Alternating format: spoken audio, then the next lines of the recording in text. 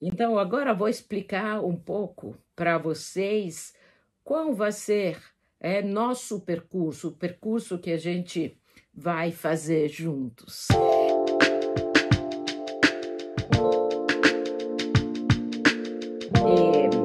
A minha metodologia deve muito à epistemologia filosófica. É um olhar, é ao mesmo tempo técnico, mas filosófico, antropológico. E todas essas disciplinas foram importantíssimas e foram fundamentais para criar meu jeito de estudar a voz.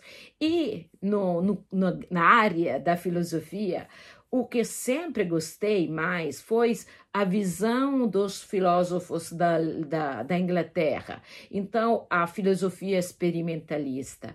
Eu escolhi essa forma metodológica de busca também no estudo da voz, pois quais são as fases da filosofia experimentalista da inglês, principalmente.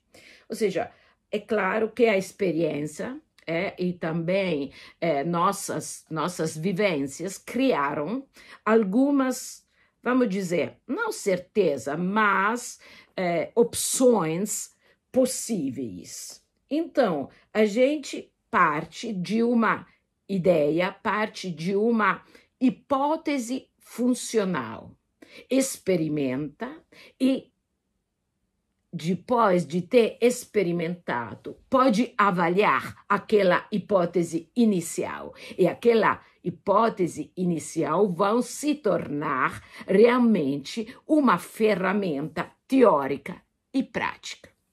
Então, todas as questões fundamentais no estudo da voz serão estudadas com essa metodologia. E agora vamos ver quais são os grandes problemas, grandes questões da voz que eu queria trabalhar com vocês. Em primeiro lugar, uma grandíssima questão é a respiração.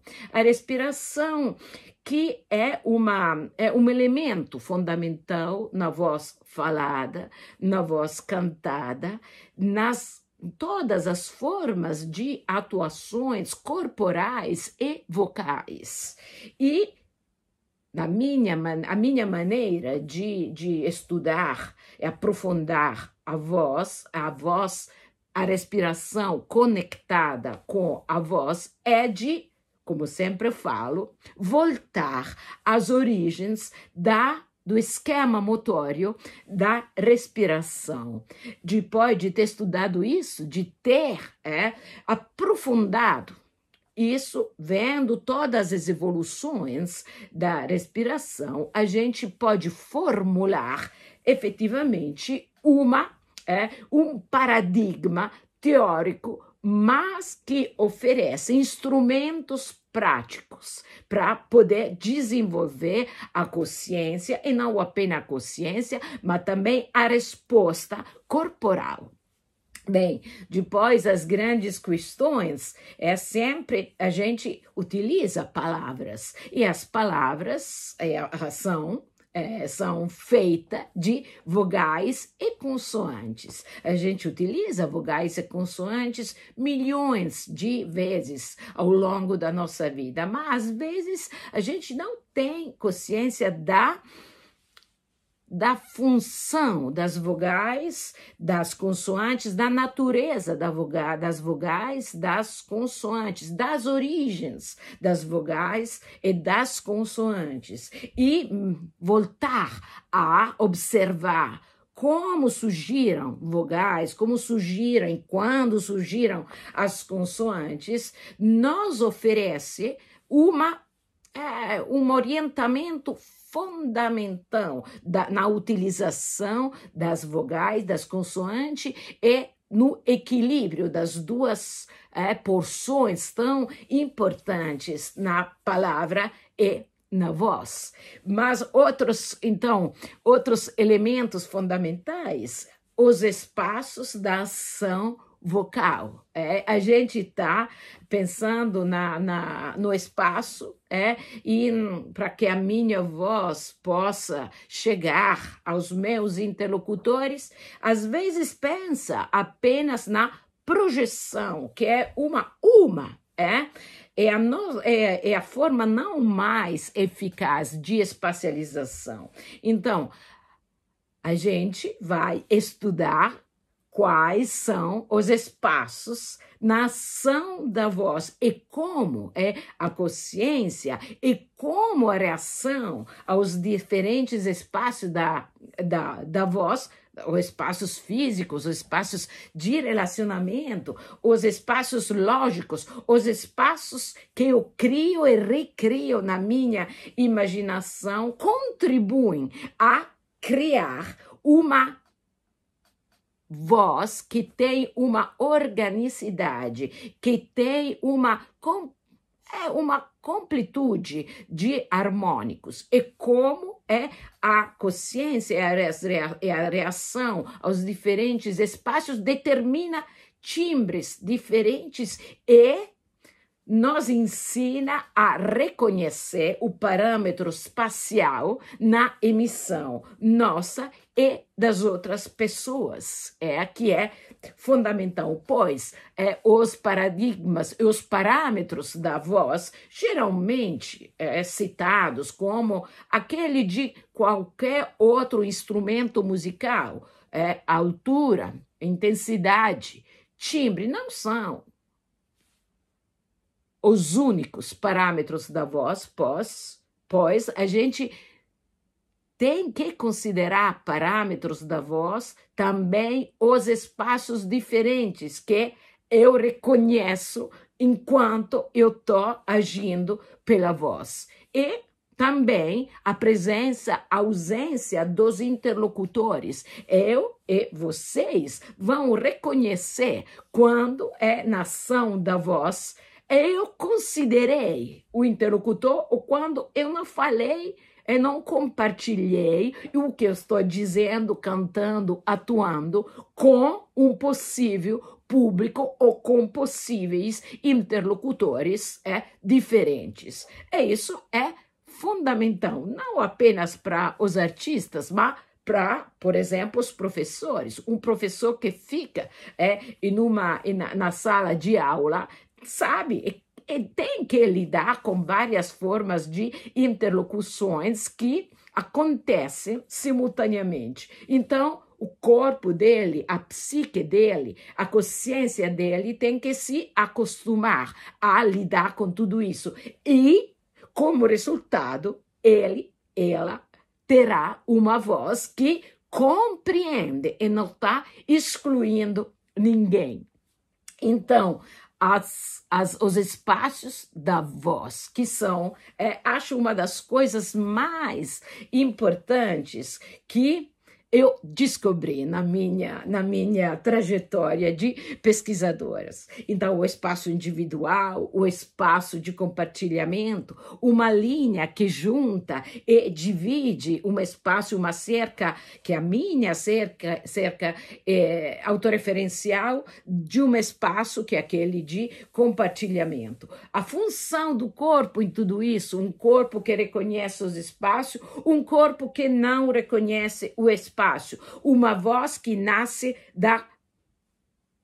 do corpo, da mente e da organicidade de tudo isso, do encontro das partes mais intelectuais com as partes mais corporais, as funções lógicas com as funções subcorticais, ou seja, as funções vitais, onde o pensamento não deveria entrar muito para que tudo possa funcionar do melhor jeito.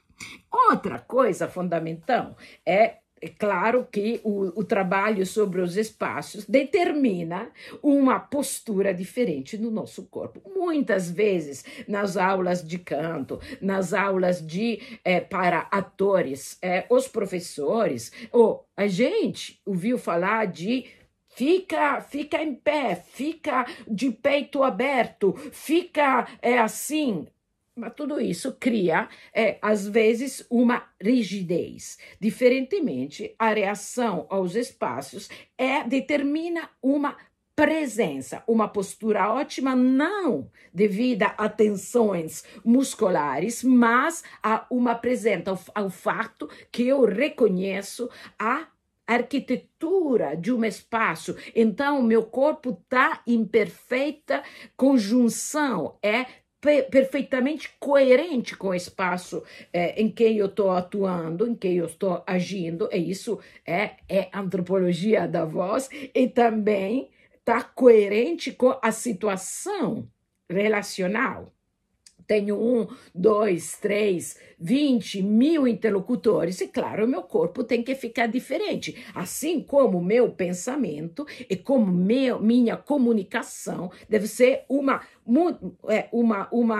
comunicação diferente. Estou falando com a minha irmã, e claro que utilizo um elóquio, e um léxico familiar, mas eu estou falando com uma turma de pessoas que não conheço. É claro que eu não posso utilizar um léxico familiar, e minhas palavras têm que ter um caráter mais universal, assim como se eu falo com italianos, ou se estou falando com italianos e brasileiros, com pessoas que não fazem parte do meu país de nascimento. Então, isso é fundamental. O corpo e a mente têm que se proporcionar com a função de comunicação, e isso determina uma reação psíquica, mas também uma reação corporal. E a gente sabe que a reação corporal determina uma diferença de emissão, de timbre, e coisa importantíssima, a presença cria elóquio, cria uma emissão que não tem força. No estudo da voz acontece essa luta sempre contínua entre a força e a presença. Eu posso obter um volume pela força, pela pressão, ou posso obter um volume pela amplificação que meu corpo vai criando. Então, se eu utilizar a força, é claro que posso obter um volume, mas é um volume, vamos dizer, um pouco intimidatório. Meus interlocutores não se sentem recebidos, mas se sentem um pouco um alvo do golpe da minha palavra cantada, falada. Então, diferentemente, a presença, meu corpo, reagindo a um espaço grande, cria uma superfície de amplificação, de ressonância, de reverberação, então, que pode criar uma sonoridade dos elementos pequenos e dos elementos grandes, diferentemente um volume que criado pela força e pela pressão pode lidar apenas com elementos grandes. Então, eu vou, nesse caso, eu devo abandonar todas as expressões de delicadeza, todas as expressões íntimas, todas as expressões de fragilidade poética. Então, isso é uma coisa que se conecta também com uma ideia de emissão que cria a vocalidade, que cria um relacionamento de coautoralidade com os meus interlocutores. Diferentemente, os interlocutores são alvos. Eu jogo em cima deles a palavra cantada, falada, mas não crio aquele dialogismo, aquela coautoralidade que vai criando uma riqueza harmônica na minha voz e uma coerência antropológica, mais uma vez, com a dramaturgia, com os espaços, com a interlocução e com a história que eu estou contando. Pois a gente sabe muito bem que aí eu posso, na ausência de interlocutor, nem seria possível, nem a voz alta aconteceria. E a evolução da voz foi determinada pela necessidade de comunicação. Então, sem interlocutor, falta uma parte fundamental da função da minha voz. Bem, é claro que a gente vai estudar também todas as implicações da evolução, porque o Homo sapiens, como a gente deveria ser, tem essa capacidade de vocalidade que se articula na palavra e os outros animais não têm, e possivelmente também na evolução do Homo, os primeiros hominídeos não tinham a palavra, utilizavam uma forma de vocalidade parecida com aquela que os meninos recém-nascidos, nos primeiros dias, no primeiro mês de vida, utilizam. Muito bom. E para falar disso, também outra coisa fundamental, a voz dos meninos e a voz dos adultos, as diferentes extensões das vozes, o que significa por que um menino recém-nascido tem uma liberdade tão grande e uma extensão tão grande, depois a gente perde isso um pouco, não? Essa é claro que se coloca em áreas definidas, mas perdendo aquela riqueza, aquela grandiosidade de extensão, o que significa como a gente tem que considerar a questão da extensão da voz, qual é a interferência entre a altura, a frequência da voz e as situações comportamentais. Antes de cantar, antes de atuar, quando o Homo ia para os agudos, quando estava na região mediana, quando ia para a área dos graves. Por quê? Qual era a necessidade? A gente não pode perder de vista essas questões, pois foram os fundamentos das extensão da voz e da dinâmica da laringe. A nossa laringe, por exemplo, a gente sabe que é um órgão dinâmico que se desenvolveu graças à estação ereta, por exemplo, e que determinou a liberdade da laringe. E isso determinou a possibilidade da formação de um instrumento que pode articular vogais e consoantes, mas não apenas isso, a liberdade da laringe é determinada também de outras formas. Por exemplo, uma coisa que a gente não sabe às vezes é que a laringe, além de ser um órgão da fonação, então do logos, é também um órgão sexual secundário. Isso para dizer como na voz acontecem muitas coisas. Pela voz passam muitas instâncias. A voz é um lugar de cruzamento de muitos horizontes semânticos. E é muito claro, então, porque quando uma pessoa utiliza a sua voz nos fala, me senti muito nu. É claro, é uma nudez extrema, é um ato de doação, mas a gente fica realmente em um estado de nudez. Mas isso tem que considerá-lo e respeitá-lo. Fundamental.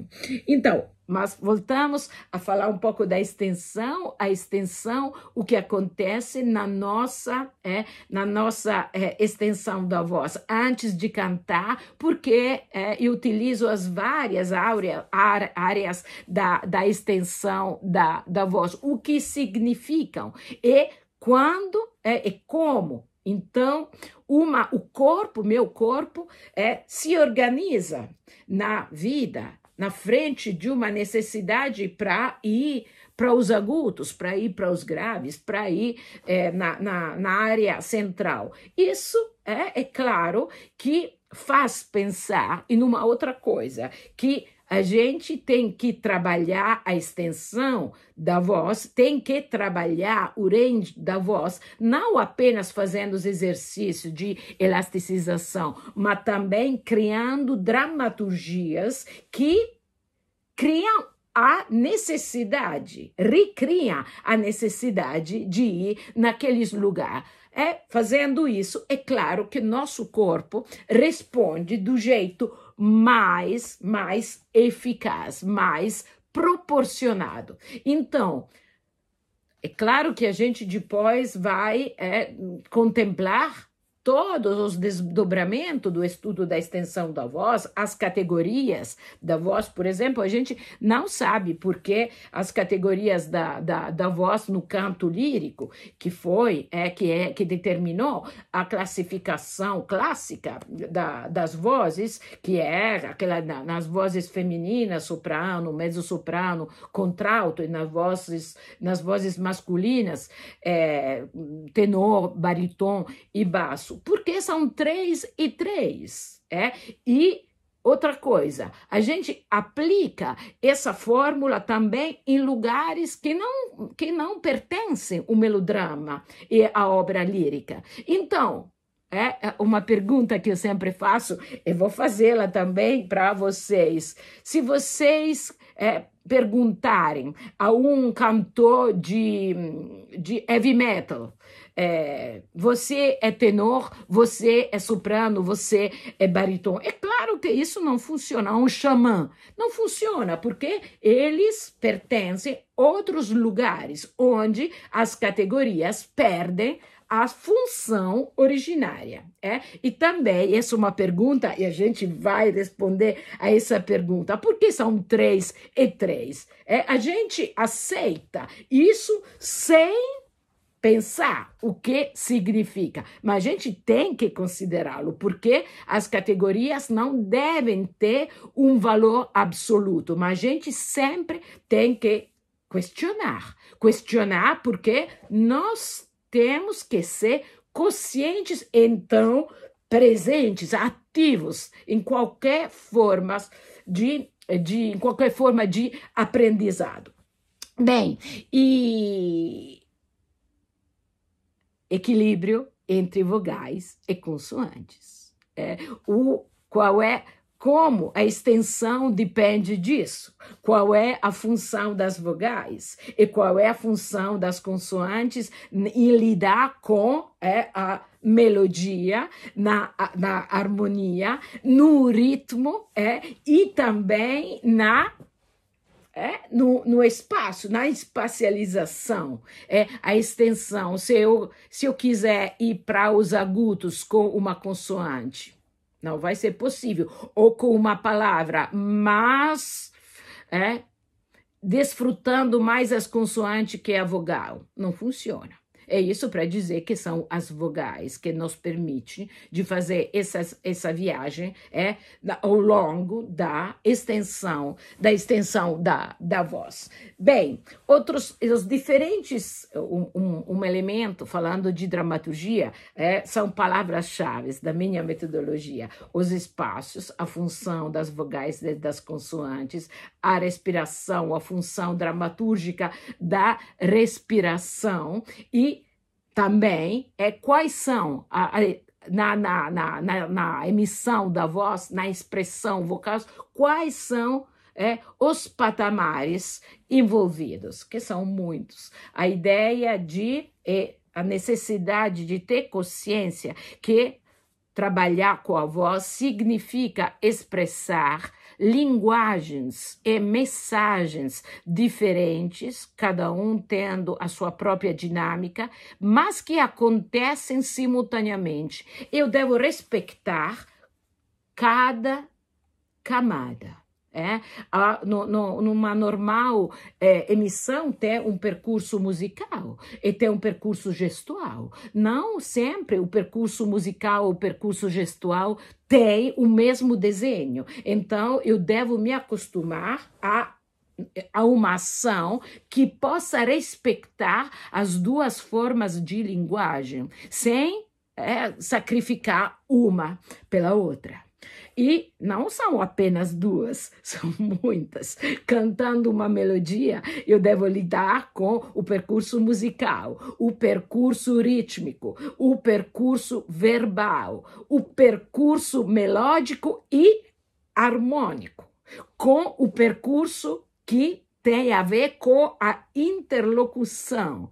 São muitas coisas. A camada emocional, a camada lógica. Quantas coisas. É isso que determina a beleza e a complexidade do trabalho vocal, que é realmente como uma disciplina zen.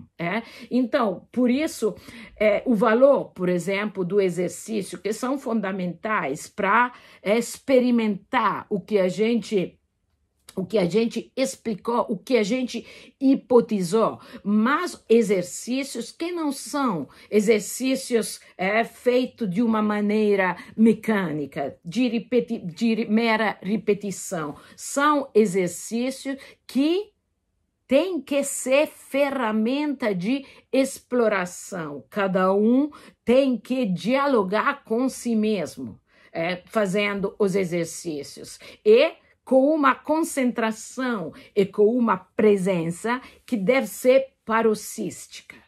A repetição não adianta se eu não tiver uma consciência das implicações do que eu estou dizendo. E, ao longo do percurso, as implicações aumentam, assim como a riqueza da minha vocalidade vai aumentando.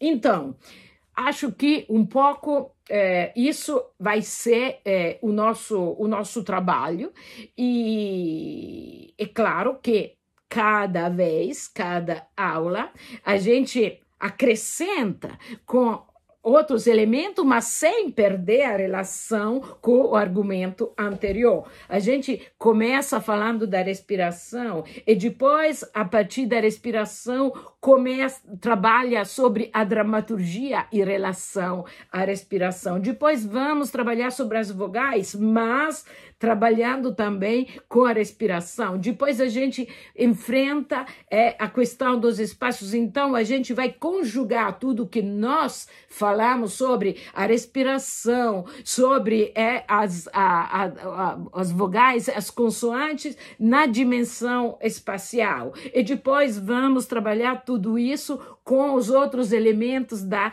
dramaturgia e da interlocução. Então, é isso. Acho que é a dinâmica da nossa aula, que, é claro, tem que ser sistemáticas, mas sempre abertas a uma visão ampla, multifocal. Pois estudar a voz nos obriga a uma dimensão multifocal. Não existe um pensamento único. A gente tem que se acostumar a um pensamento divergente. O pensamento convergente cria um dogmatismo. Então, eu conheço pessoas que fazem um trabalho muito bonito e numa técnica e numa estética, mas que não sabem lidar com a variedade das expressões vocais e outras coisas. A gente tem que respeitar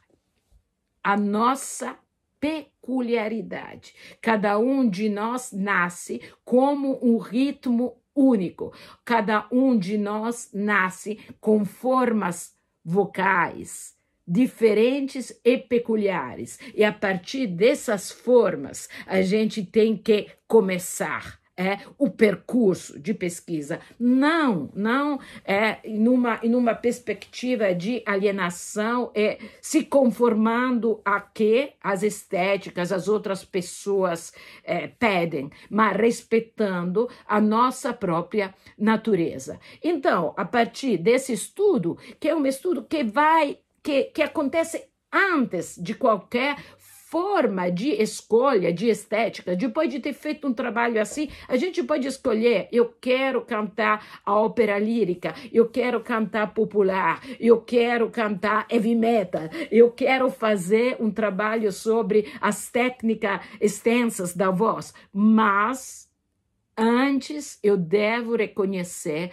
a minha natureza, as minhas dinâmicas e respeitá-las, ampliando-as, claro, mas respeitando-as. Eu gosto muito de dizer que as várias estéticas são como luvas, mas eu devo enfiar a minha mão nessa luva para que os movimentos sejam originais, sejam verdadeiros, pois a beleza de uma voz fica na verdade, não em uma conformação à estética comum.